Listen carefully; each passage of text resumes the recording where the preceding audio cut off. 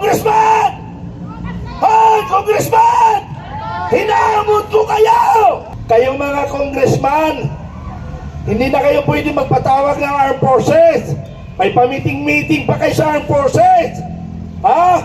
Huwag niyo sirain ang istruktura ng armed forces bilang isang commander na hindi susunod kung unlawful order, illegal order. Makinig kayo, PNP, AFP! Hello! Hello, bayan! Hello! Kamusta kayo lahat? Hello! Hello! Narito na naman tayo sa Congress! Hoy, Congress! Dishonorable! Congress! Kayong mga dishonorable Congressman! Lumabas kayo! Kung talagang para kayo sa bayan, harapin nyo kami! Kami ay sumisigaw sa harapan ninyo! At gisingin namin ang inyong puso dahil mga demonyo kayo! Tama! Demonyo ba sila? Demonyo! Demonyo! Demonyo! Oh, demonyo daw mga congressman! Vloggers! Yung mga vloggers! Wala na tayong contact sa loob, ano? Bakit wala na eh? Sinuspindi na nila! Sinuspindi nila eh! Sinuspindi nila yung ating tagapagtanggol na isang honorable congressman! Alam niyo mga kaibigan, 6 lang ang honorable congressman. Nakalimutan ko yung iba. Ay 10 na ngayon. Ay palakpakan natin, naging 10 na. So next year, magiging 200 na ang honorable. Wala na, yabulis ng Congress! Nakabulis ba? Sayang ang pera ng taong bayan! Eh ang problema ang taong bayan ang kumilos eh. Wala na, yabulis ng Congress! Hoy, kayong mga congressman, hindi na kayo pwede magpatawag ng armed forces. May pamiting-meeting pa kayo sa armed forces. Ha? Huwag niyo sirain ang istruktura ng armed forces. Huwag niyo tawagin sila. Ang pwede lang magpatawag sa armed forces, only the commander-in-chief. Eh bakit si Romualdez? Ano ba ang power ni Romualdez? Ha? Si Romualdez ang may hawak sa liig ni BBM! Ganon. Pero may warrant of arrest na si Ikwan eh. Si Romualdez at saka si Maniwala ka doon! mayroon eh. Mambubudol ang presidente! Ay, oo nga, mambubut. Gago ka, Pangulong Marcos! Gago ka! Bakit? Ginagago mo ang Pilipino eh! Totoo ba? Totoo ba ginagago ni Pangulong Marcos ang taong bayan? Totoo! Dahil, oy, nandito na! Si Atty. Paras at saka si aking may buddy, si Eric, nandito na. Yan ang papalit sa akin mamaya. Okay, nandito na. Lumalakas tayo ngayon. Lumalakas tayo. Pero pakiusap ko lang kung ano ang instruction ng Philippine National Police, sundin natin. Kasi inuutusan sila ng mga mandarambong. Pero ito lang yung panawagan ko sa armed forces at saka sa Philippine National Police. Tayong mga commander, mayroon tayong tinatawag na discretion of the commander.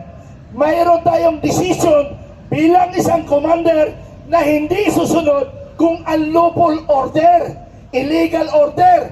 Makinig kayo, PNP, AFP! Lagi na lang kayo sunod na sunod eh. Sabi nyo sa taong bayan kayo.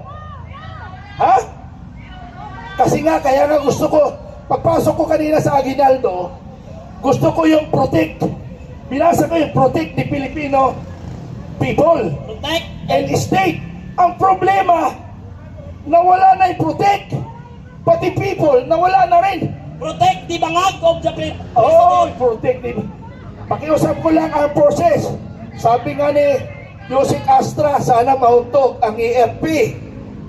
Ang inyong mandato, protektahan nyo ang taong bayan. Kayo naman Philippine National Police, protect and service to the people. So alam na natin yon. Basta walang violation kaming ginagawa, hayaan nyo lang kami. Kasi kami ay naghahayag lang ng damdamin sa mga gobyerno nandyan ngayon. Alam nyo sa totoo lang, nagmula ako kay Marcos Sr. No? Ako po ay Marcos loyalist. Pero bumitaw ako dahil alam ko niloloko ang taong bayan. Tama!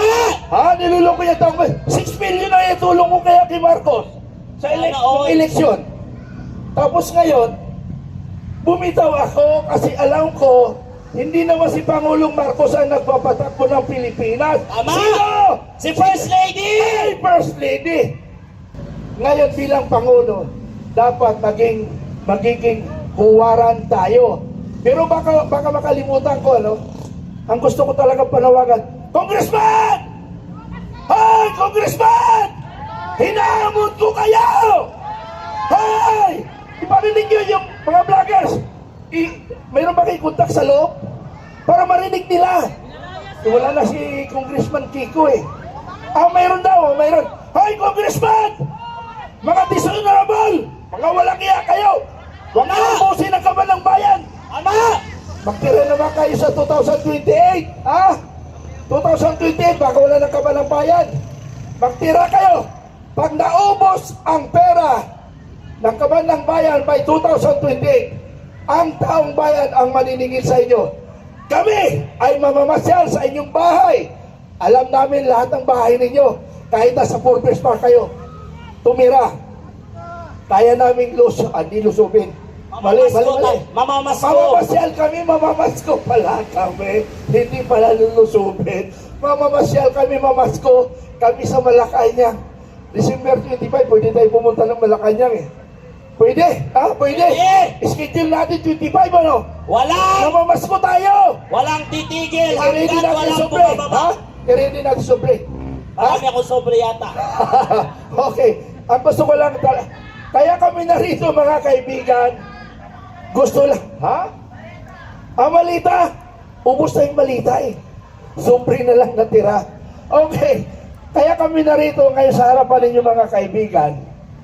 Gusto lang namin talaga na panawagan ang mga dishonorable congressman. Kasi nga, hindi nagigising ang kanilang puso. Sana by December 25, mga congressman, sana naman maawa kayo sa kaban ng bayan. Huwag niyong lapastanganin o huwag niyong repin ang kaban ng bayan. Mahiya naman kayo. Nagtataka nga ako sa congressman. Ikaw muntik na. Ikaw ba, yung congressman, hindi ka ba nagtataka? Hindi ako nagtataka dahil alam ko ang mga congressman ay mga kurakot! Ha? Kurakot ba lahat ng congressman? 10 lang ang matitino dyan! Ay hindi, baka next year marami na. Isusuko nila yung mga ninakaw nila. Naku po! Oy, congressman! Bago sa susunod na taon, sana magbago isip ninyo. Ibalik nyo na yung ninakaw nyong pera kaban-kaban. Noon, ang narinig ko noon, 1,000 lang ang nawawala, ninanakaw. Noong nakarang administrasyon, milyon lang yung narinig ko na ninanakaw. Ngayong administrasyon, bilyon, trillion pa! Grabe. Mga walang hiyang congressman. Grabe. Dati milyon lang narinig ko, ngayon bilyon. Alam nyo po mga kaibigan, pag nakarinig ka ng corruption na milyon, parang normal na lang yung milyon. Pero pag bilyon, uy, malaki-laki yun ah. Malaki yung bilyon. Tapos, hindi pa sila kontentado sa billion of pesos, trillion pa. Nako, wala na. Mga walang hiya! Walang hiya. Paano na yung magiging presidente by 2028? Wala ng pera. Makihirap. Wag nang hantayin ng 2028 pa! Okay, huwag nyo na hintayin ang 2028 mga kababayang Pilipino. Sana marinig nyo ang aming panawagan. Dishonorable Congressman, sana marinig ninyo. By 2026, magbago na kayo. Maraming salamat at marami pa magsasalita. At baka ulitin sasabihin ko, maraming salamat! Mabuhay ang Pilipino! Mabuhay ang Pilipino! Mabuhay ang Philippine National Police! Mabuhay ang Armed Forces of the Philippines. Maraming salamat.